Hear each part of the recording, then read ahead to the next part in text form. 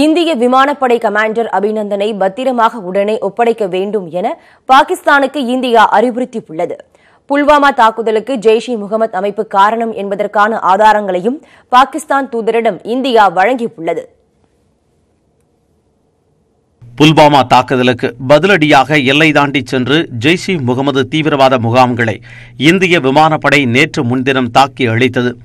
அதற்கு பதில் தாக்குதல் நடத்த இந்திய பகுதிக்குள் ஊடுருவிய பாகிஸ்தான் விமானங்களில் ஒன்றை MiG-21 விமானத்தில் இந்திய கமாண்டர் அபிநந்தன் விரட்டிச் சென்றார்.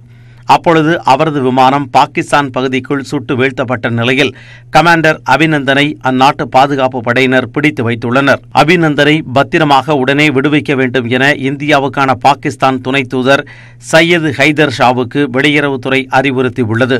காயம்பட்ட வீரரின் புகைப்படம், வீடியோவை அநாகரிகமாக வெளியிட்டது ஜெனீவா ஒப்பந்தத்தின் கீழ் சர்வதேச சட்டத்தை மீறுவதாகும் என்றும் கண்டனம் தெரிவிக்கப்பட்டுள்ளது.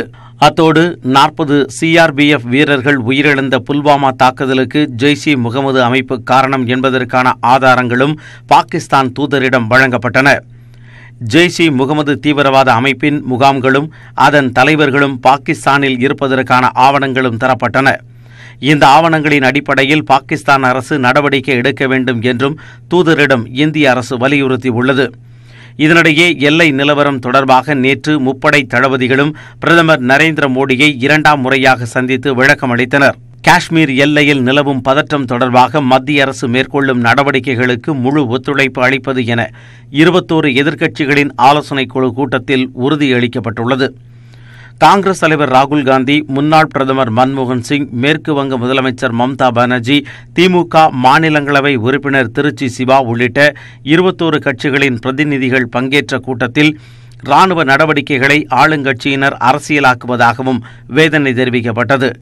இந்த விவகாரத்தில் பிரதமர் மோடி அனைத்து கட்சி கூட்டத்தை கூட்டாதது வருத்தமளிப்பதாகவும் எதிர்க்கட்சிகள் தெரிவித்தன. அதற்கு பதிலளித்துள்ள நிதியமைச்சர் அருண்ஜேட்லி, எதிர்க்கட்சிகள் இப்படி பேசுவது பாகிஸ்தானுக்கே பயன்படும் என கூறியுள்ளார். இந்த நேரத்தில் நாடே ஒரே குரலில் பேச வேண்டும் என்றும் வேண்டுகோள் விடுத்துள்ளார்.